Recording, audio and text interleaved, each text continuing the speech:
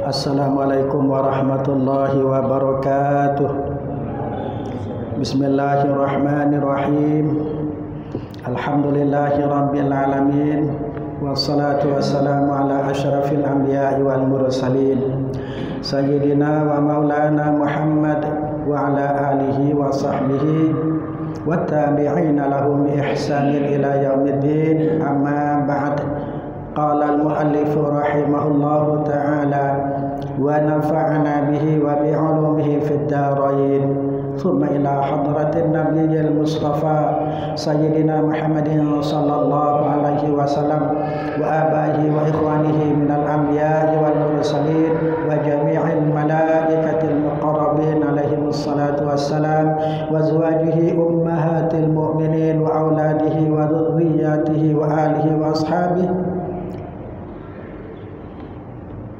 wa khususan ahli badri minal muhajirin wal ansari radhiyallahu anhum ajma'in wa jami'i atba'ihi wa syuhada wal ulama wal awliya wal salihin wal musannifin wal muallifin wa jududina wa jaddatina wa abaina wa ummahatina wa man lahu huququn alaina ghafarallahu lana wa lahum. Thumma khususan ila muallifi kitabi Safinatin Najah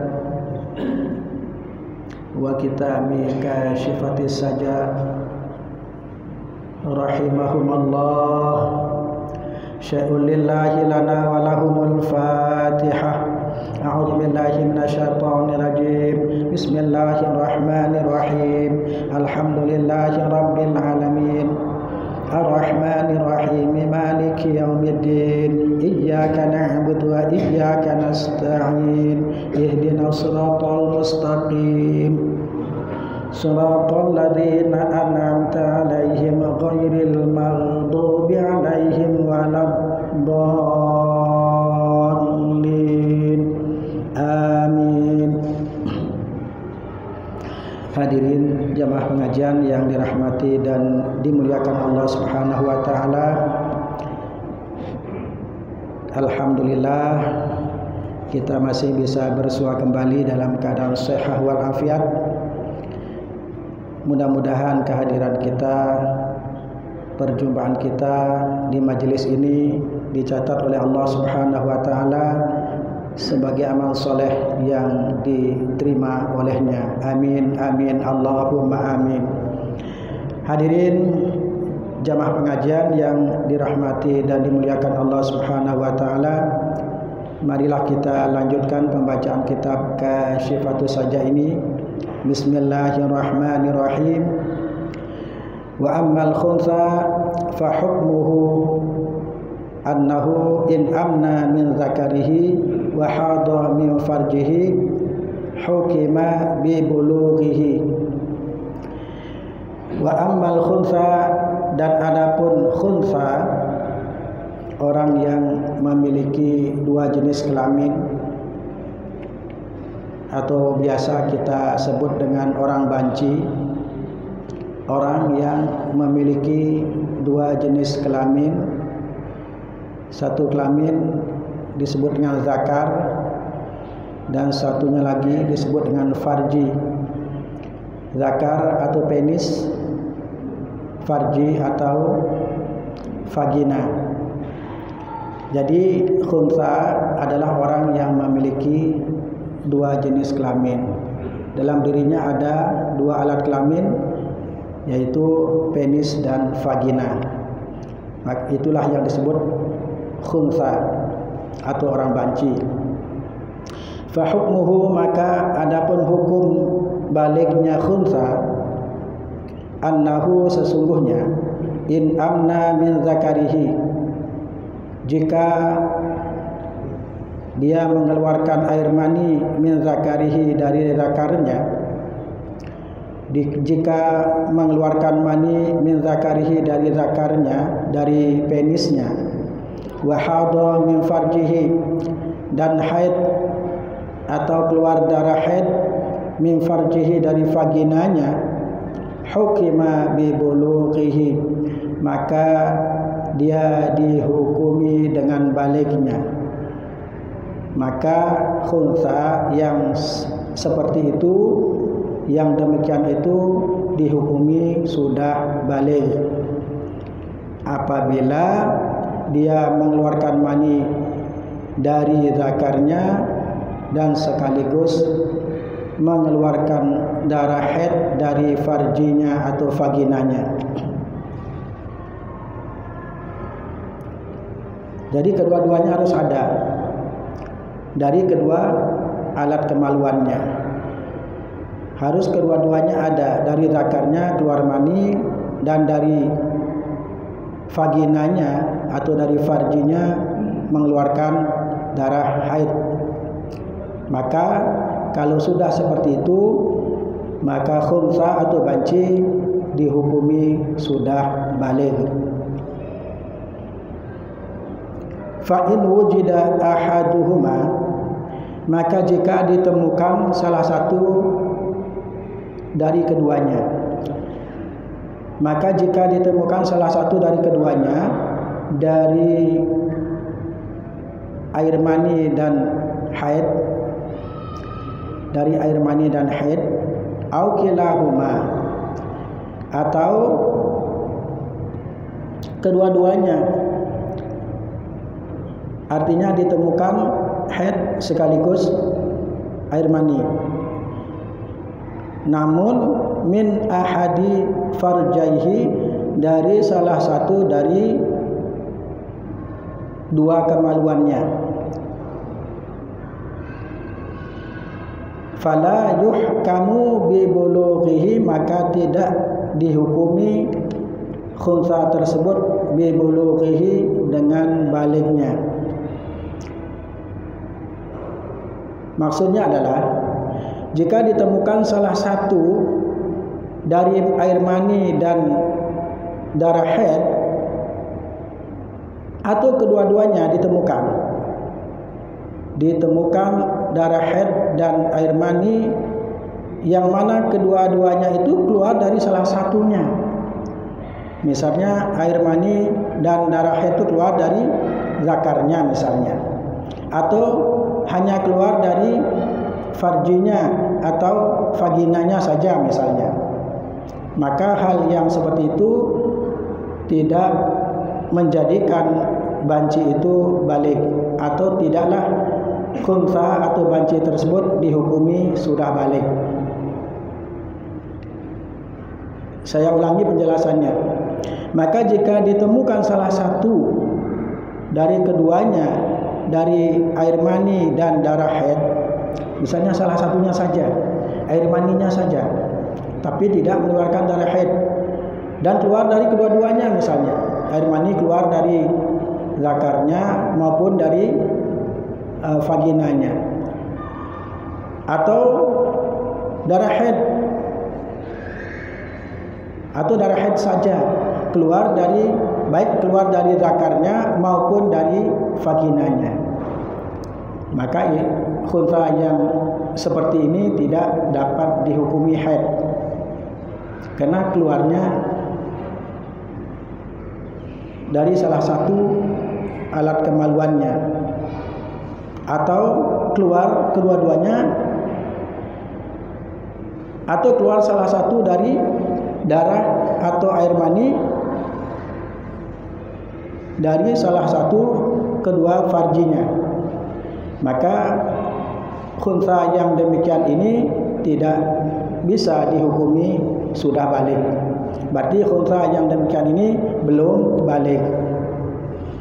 Maka jika ditemukan salah satu air mani atau darah haid, atau ditemukan kedua-duanya, namun keluarnya min ahadi farjaihi, dari salah satu dari dua alat kemaluannya, misalnya keluarnya hanya dari zakarnya saja, atau keluarnya hanya dari vaginanya saja, walaupun keluar dua macam, yaitu darah haid dan air mani, maka khunsa yang demikian ini dihukumi belum baligh.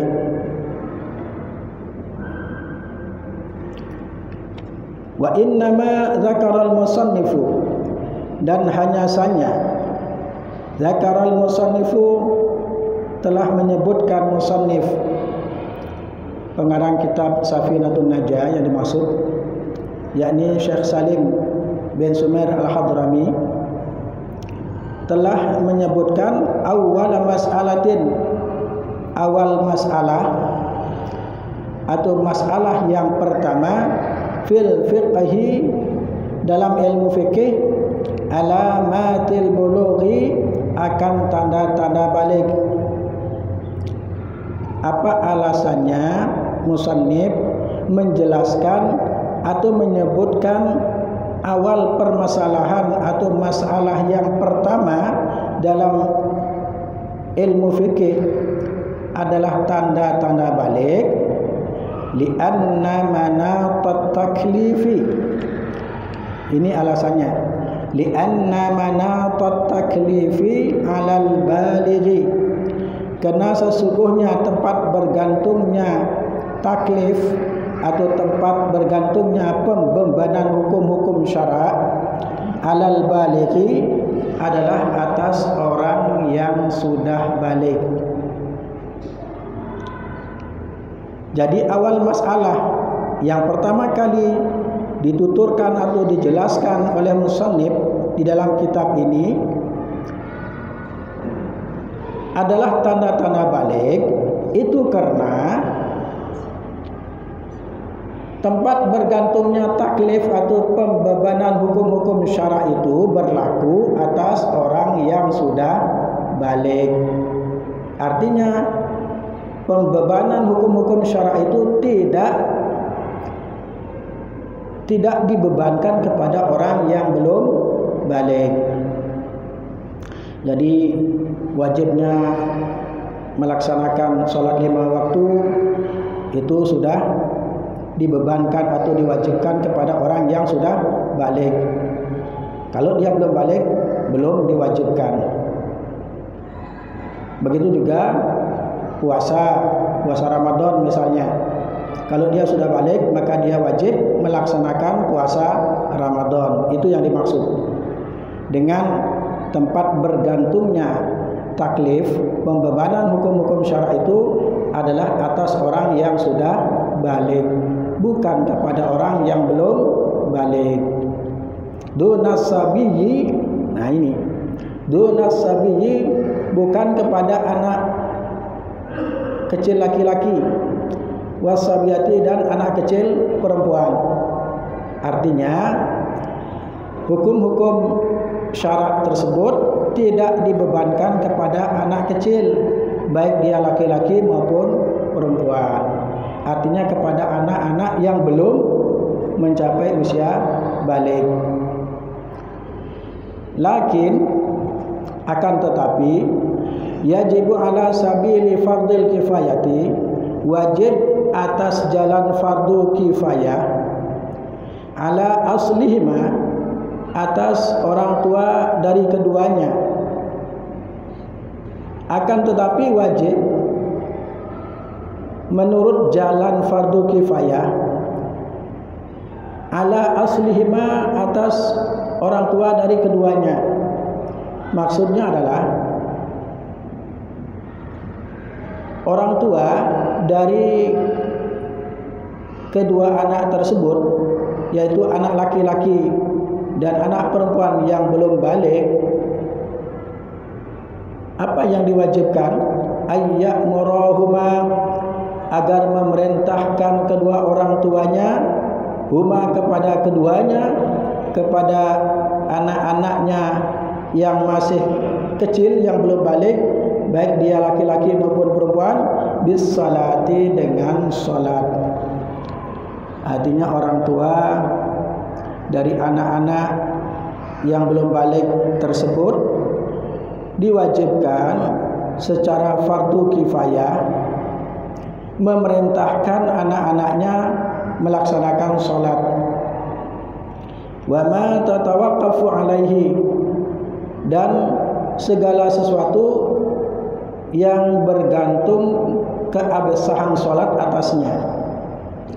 Artinya kedua orang tua, baik itu ayah atau ibu, diwajibkan dengan kewajiban fardu kifayah, artinya kewajiban kolektif. Kalau misalnya bapaknya sudah melaksanakan, maka gugur kewajiban atas ibunya, atau sebaliknya, ibunya sudah melaksanakan kewajiban, maka gugur kewajiban atas ayahnya. Itu yang dimaksud dengan fardu kifayah atau kewajiban kolektif, bukan kewajiban individual atau fardu ain. Kalau kewajiban individual atau fardu ain itu wajib setiap diri orang mukallaf melaksanakannya tanpa bisa diwakili. Tapi kalau fardu kifayah bisa diwakili oleh sebagian orang Islam yang lainnya. Misalnya seperti sholat jenazah. Sholat jenazah hukumnya fardu kifayah. Dalam sebuah kampung, kalau sudah ada sebagian saja yang melaksanakan, maka gugur kewajiban bagi yang lainnya. Itu yang dimaksud dengan fardu kifayah atau kewajiban yang bersifat kolektif, bukan kewajiban yang bersifat individual. Kalau kewajiban yang bersifat individual atau fardu ain, maka setiap diri orang mukallaf wajib melaksanakan tanpa dapat diwakilkan oleh orang lain. Tidak bisa diwakilkan oleh orang lainnya. Itu kewajiban yang bersifat individual, artinya fardu ain. Dan juga diwajibkan kepada kedua orang tua secara fardu kifayah terhadap anak-anaknya, yaitu perkara-perkara atau sesuatu yang menentukan keabsahan sholat.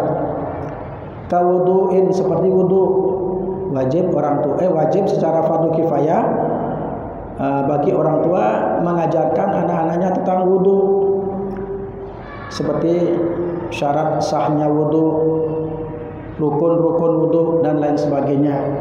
Wa nahwihi, dan yang seumpamanya dan yang semisal dengan itu, seperti istinja. Jadi orang tua wajib mengajarkan secara fardu kifayah kepada anak-anaknya tentang istinja, kemudian tentang taharah, bersuci, baik itu bersuci dari najis maupun bersuci dari hadas, baik itu hadas kecil maupun hadas besar.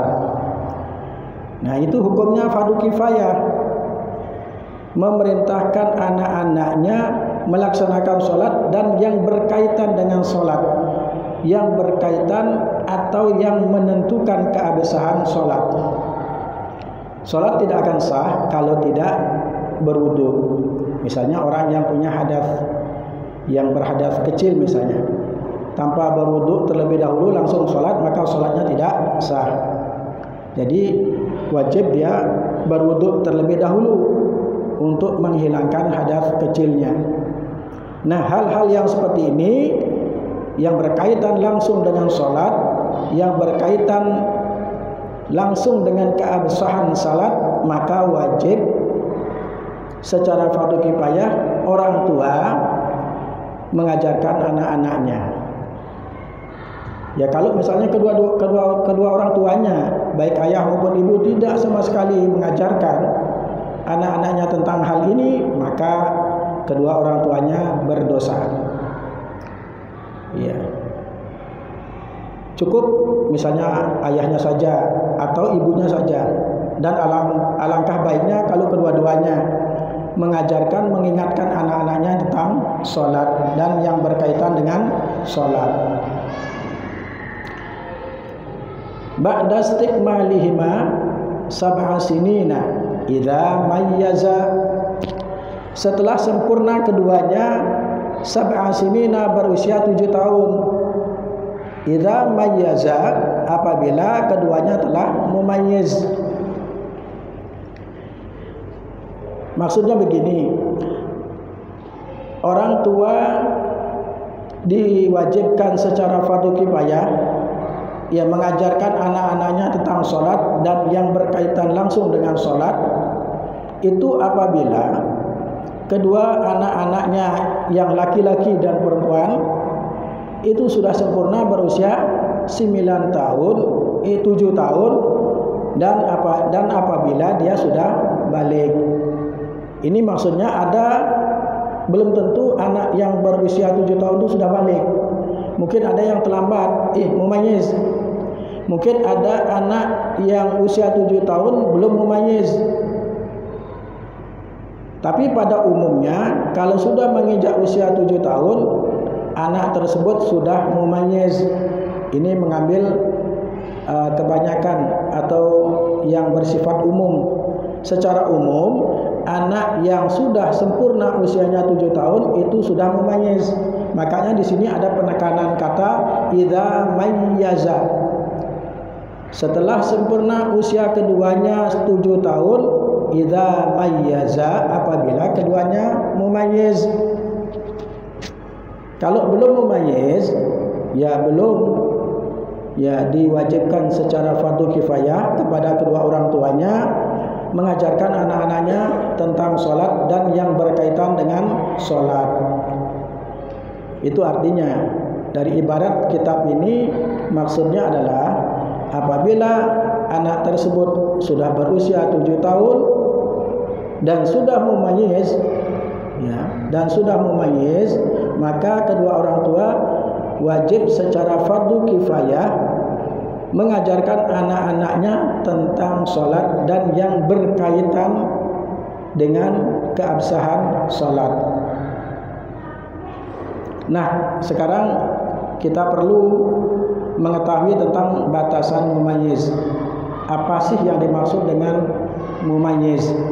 Anak yang sudah mumayyiz. Wa haddut tamyiz, dan adapun batasan anak yang sudah mumayyiz, huwa ayyasira bihaitsu ya'kulani wahdahuma,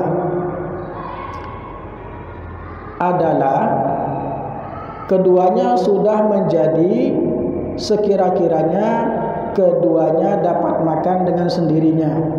Artinya sudah bisa makan dengan sendirinya, sudah mulai menjadi sosok yang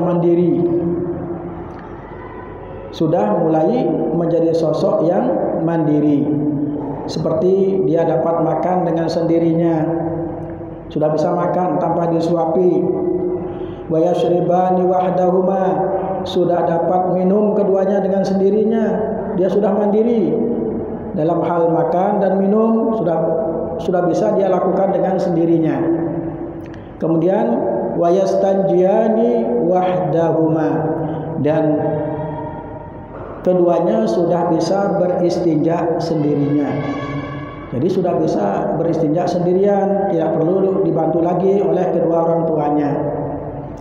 Maka apabila anak-anak tersebut sudah dapat melakukan 3 hal ini dengan sendirinya, yaitu bisa makan keduanya dengan sendirinya, sudah bisa minum keduanya dengan sendirinya, dan sudah mampu beristinja keduanya dengan sendirinya, maka anak tersebut yang sudah berusia 7 tahun itu sudah dikatakan mumayyiz, sudah bisa dikatakan mumayyiz. Nah, kewajiban secara fardu kifayah kepada kedua orang tua ini memerintahkan sholat dan yang berkaitan dengan sholat adalah ketika anak itu sudah berusia 7 tahun dan sudah mumayyiz. Fala yajibul amru idza mayyaza qabla as-sab'i, maka tidak wajib memerintahkan sholat dan yang berkaitan dengan sholat idza mayyaza, apabila kedua anaknya sudah mumayyiz qabla as-sab'i, sebelum usia 7 tahun. Maka ketika anak mumayyiz dapat makan dengan sendirinya, dapat minum dengan sendirinya, kemudian dapat beristinja, cebok, cawik misalnya dengan sendirinya tanpa bantuan orang lain, tanpa bantuan kedua orang tuanya. Tapi qabla sab'i, sebelum menginjak usia 7 tahun, maka tidak wajib memerintahkan anaknya itu sholat dan yang berkaitan dengan sholat, tidak wajib. Bal yusannu, akan tetapi hanya disunnahkan. Artinya tidak wajib, tetapi hanya sunnah memerintahkan atau mengajarkan anak-anaknya tentang sholat, memerintahkan anak-anaknya untuk melaksanakan sholat 5 waktu dan yang berkaitan dengan keabsahan sholat yang 5 waktu tersebut. Maka tidak wajib memerintahkannya, walaupun dia sudah balik, tapi baliknya belum berusia 7 tahun. Misalnya umur 6,5 tahun sudah balik, umur 6 tahun misalnya umur 6,5 tahun dia sudah mumayyiz, umur 6 tahun misalnya dia sudah mumayyiz, maka hukum kedua orang tua memerintahkan anaknya melaksanakan sholat dan hal-hal yang berkaitan dengan sesuatu yang menentukan keabsahan sholat hanya disunnahkan, tidak diwajibkan.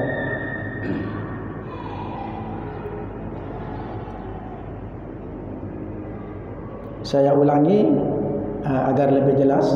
Fala yajibul amru, maka tidak wajib memerintahkan, yakni maksudnya tidak wajib memerintahkan anak-anak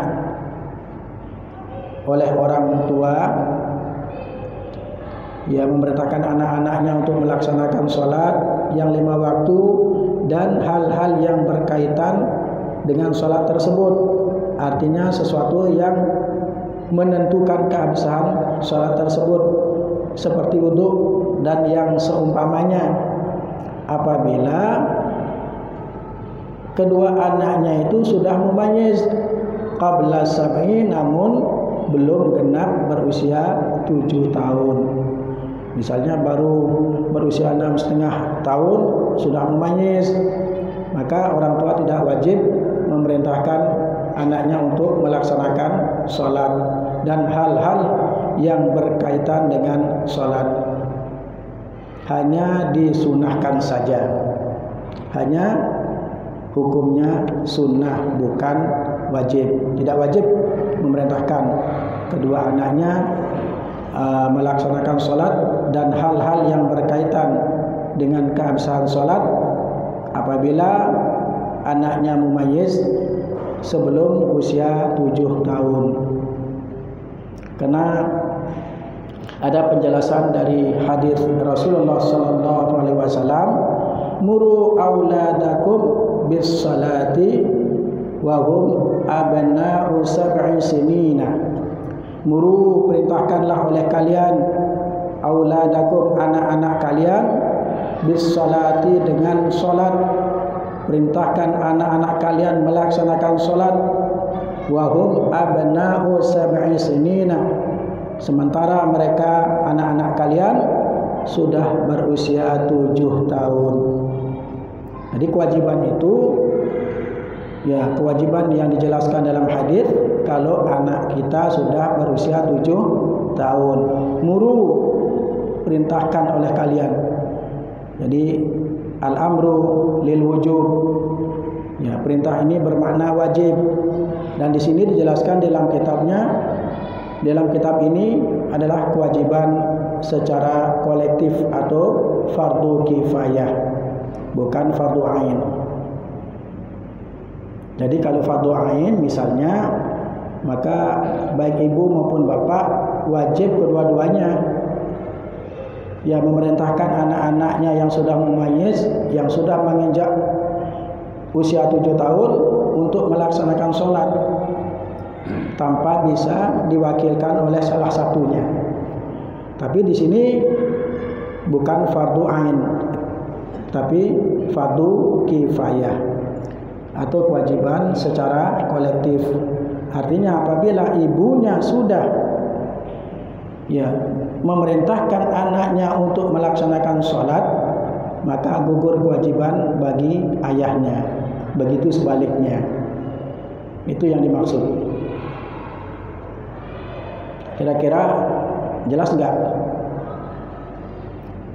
Namun apabila anaknya sudah mumayyiz tapi belum berusia 7 tahun, maka kedua orang tua tidak wajib memerintahkan anak-anaknya untuk melaksanakan sholat, namun hanya disunnahkan saja.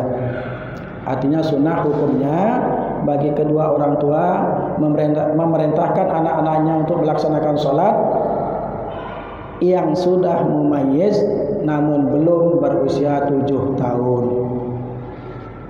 Karena perintah di dalam hadis adalah usia 7 tahun. Wahum abna'u sab'i sinina wadribuhum 'alaiha wahum abna'u 'ashrin, dan pukullah oleh kalian akan mereka ya sementara usianya sudah 10 tahun. Tapi kalau sudah usia 10 tahun tidak mau melaksanakan sholat setelah diperintahkan, maka orang tua boleh memukul anaknya.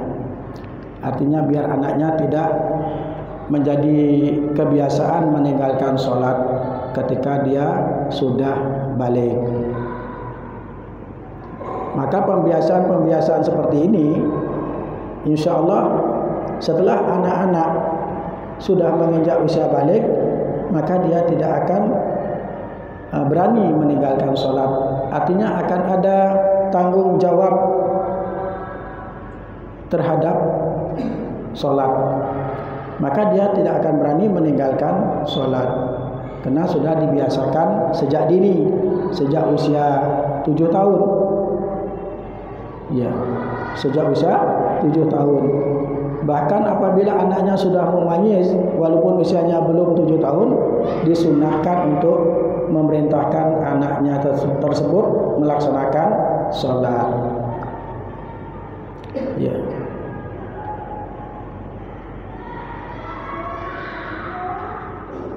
Wa ayyamurahuma aidan, dan diwajibkan pula kedua orang tua memerintahkan anak-anaknya aidan juga bi syara'i'id dinidh dhahirah, dengan melaksanakan syariat-syariat agama yang bersifat lahiriah.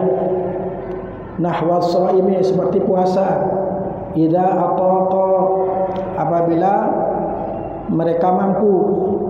Kalau anak-anak kita itu yang sudah berusia 7 tahun dan sudah mumayyiz itu mampu untuk melaksanakan puasa, maka orang tua wajib memerintahkan kepada anak-anaknya untuk melaksanakan ibadah puasa dengan kewajiban fardu kifayah, ya, dengan kewajiban yang bersifat kolektif, sama dengan memerintahkan untuk melaksanakan sholat bagi anak-anak yang sudah berusia 7 tahun dan sudah mumayyiz. Wala budda ma'a sighatil amri minat tahdidi wallahu a'lam bissawab. Ya, karena waktu sudah masuk isya, maka saya cukupkan dulu kajian ini pada malam hari ini. Mudah-mudahan apa yang kita kaji walaupun hanya sedikit tetap bermanfaat bagi kita sekalian fid dini wad dunya wal akhirah. Al-Fatihah. A'udzu billahi minasyaitonir rajim. Bismillahirrahmanirrahim. Alhamdulillahi rabbil alamin. Ar-Rahmanir Rahim. Maliki yaumiddin. Iyyaka na'budu wa iyyaka nasta'in. Ihdinas siratal mustaqim.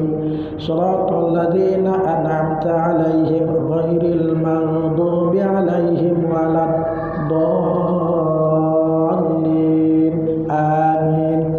Subhanakallahumma bihamdika asyhadu an la ilaha illa anta astaghfiruka wa atubu ilaik. Akhirul kalam, wallahul muwaffiq ila aqwamit thariq. Wassalamualaikum warahmatullahi wabarakatuh.